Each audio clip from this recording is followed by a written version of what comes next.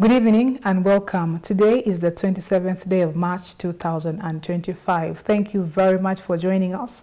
I am Sunday Gloria Abwatch with the Thursday edition of Uctv News. The Catholic Church in Uganda has today celebrated 145 years since the first baptism took place on March 27 in 1880 at Mapera, Nabulagala. During the celebrations, 4 people converted to Catholicism and 157 children renewed their baptismal promises. In his homily, Reverend Father Richard Nyombi, the Episcopal Vicar of Religious in Kampala Archdiocese, urged the newly converted and those who renewed their baptismal promises to remain faithful to their commitment to God if they aspire to enter His kingdom.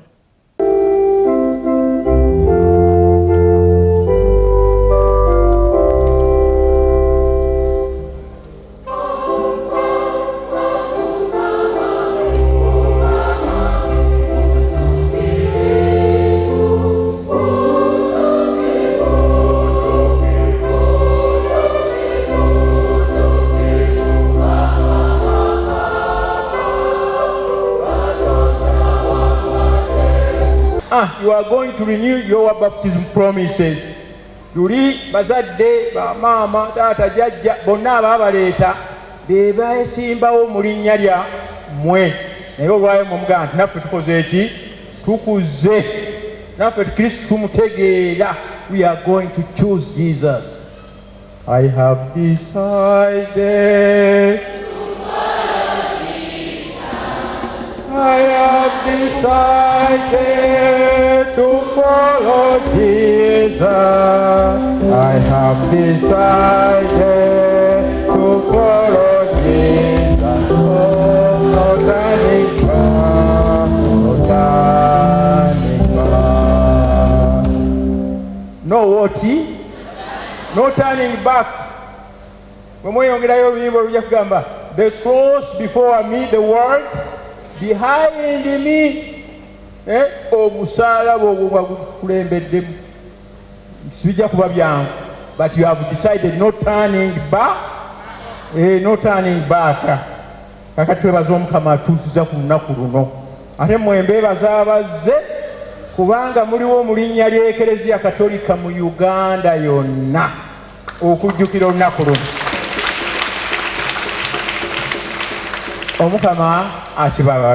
So today we are here at Nabulagala to celebrate 145 years since the first baptism in Uganda. So those first baptisms, they were 4, and they were baptized, the first Ugandans, they were baptized here at Nabulagala. So we have congregated here as Catholics. Majority have been Catholics of Mapera and Nabulagala.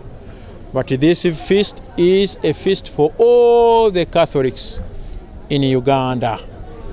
And I would say it is a feast for all the Ugandans because the Catholics are there for Uganda. So it is a feast for all of us to remember on the very day. So we'd like to thank the people of Nabulagala, the Christian of Nabulagala, who every year on this very day we remember the first baptism. But also on this day, as we celebrate the first baptism, we are also reminded of our baptisms.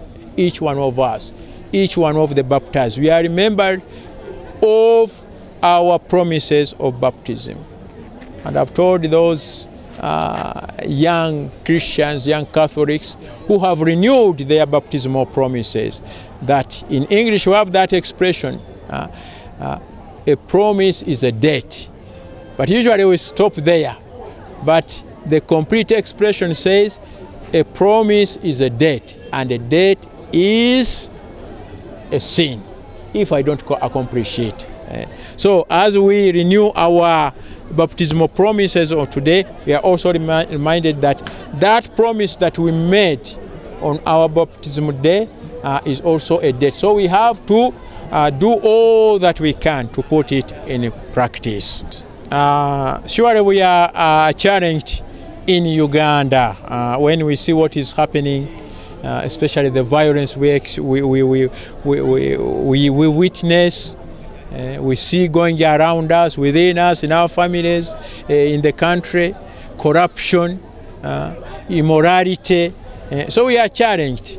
Now, a country which has a majority of Christians, and then we see what is going on is contrary to what a Christian should be, then that is a challenge to each one of us to see where can we put more effort so that all that is contrary to the gospel values, to the kingdom values, to the Christian values, that we fight them, we fight against them by doing good, by doing what are the gospel values. And that is for each one of us, young and old, man and woman, all who are baptized, all who are followers of Christ. And for us, we have a model in doing, in living a Christian way of life, and that is the Ugandan Martyrs.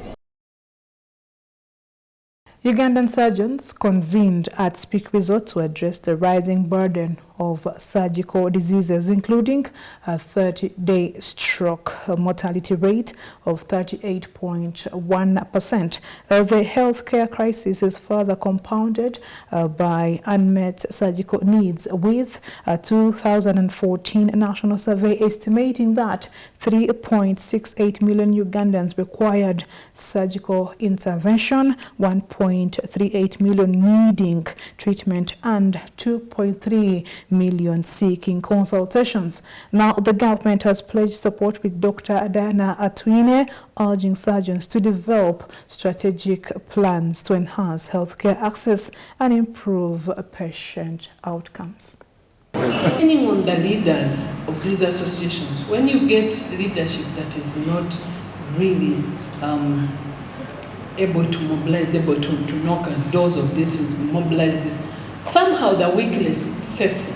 We want to see that momentum that you have built for the last 3 years and the output you are able to deliver and the momentum you are building, you are a force that no one will ignore because of what you are able to do in the country, the impact you are creating.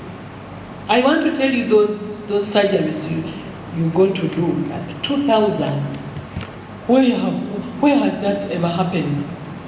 That in 1 week you have operated 2,000? Where? So even those that don't want to listen, or those who don't want to know, they will be forced to know and to listen and to act. So let's maintain the momentum. Let's not just get up and then another year we are down, then we are limping. We want to see this momentum built up, and we are available to support. Ministry of Health is available to support.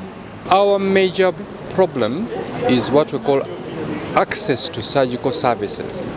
The access to surgical services is extremely limited. At the moment, the unmet surgical need is very big. Only about 25% of people who need a surgical service can access it. So our overall ask is to improve access to surgical care. And how do you improve access to surgical care? The number of layers there. One of them is to improve on the number of human resource, the number of surgeons. Then infrastructure, then equipment. That makes the top 3 of our ask. And of course to integrate these needs in the national development plan, if you like, or the annual budget of the Ministry of Health.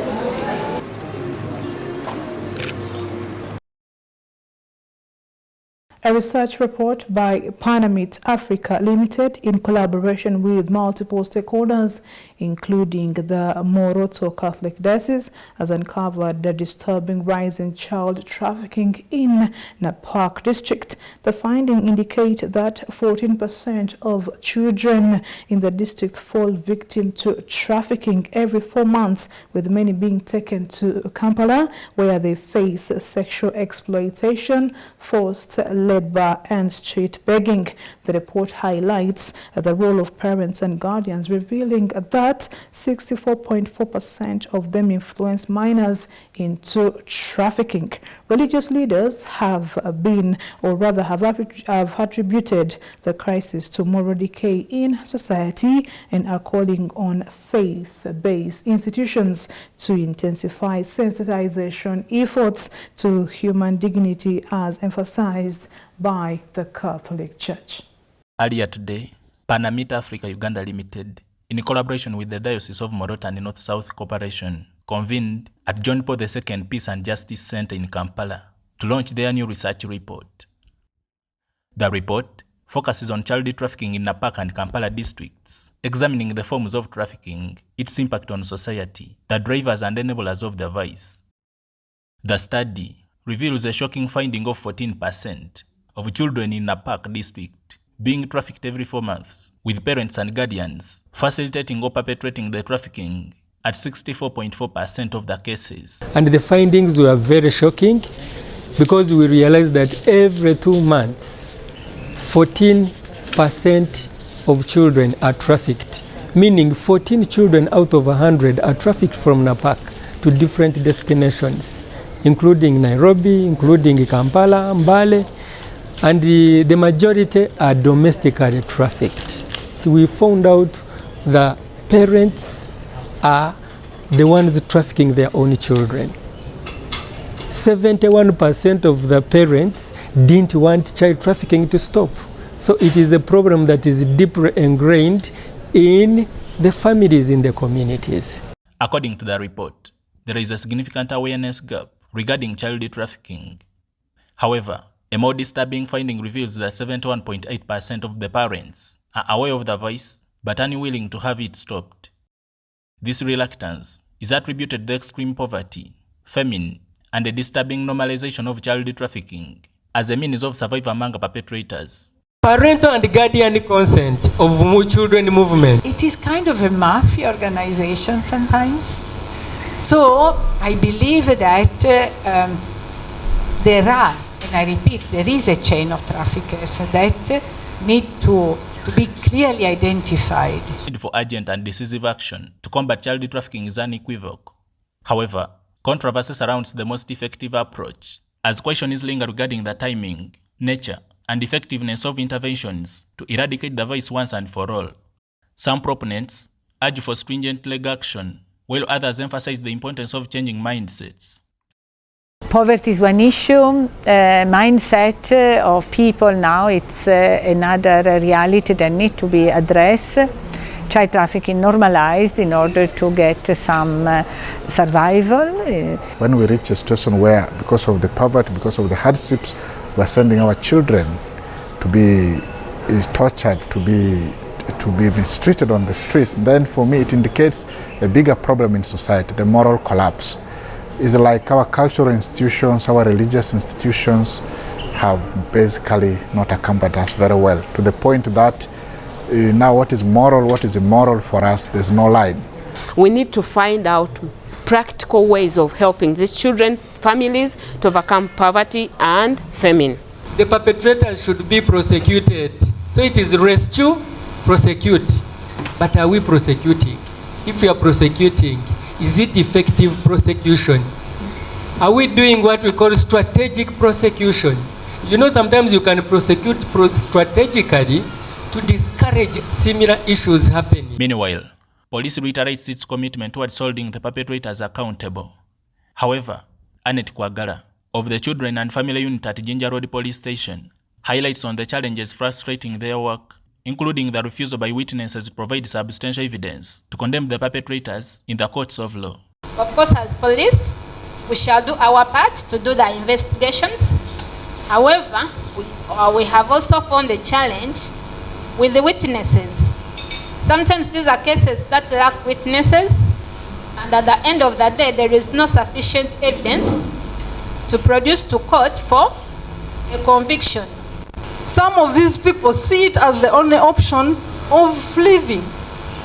And sometimes I feel like blaming them, but at the same time, I know what it means when someone is hungry.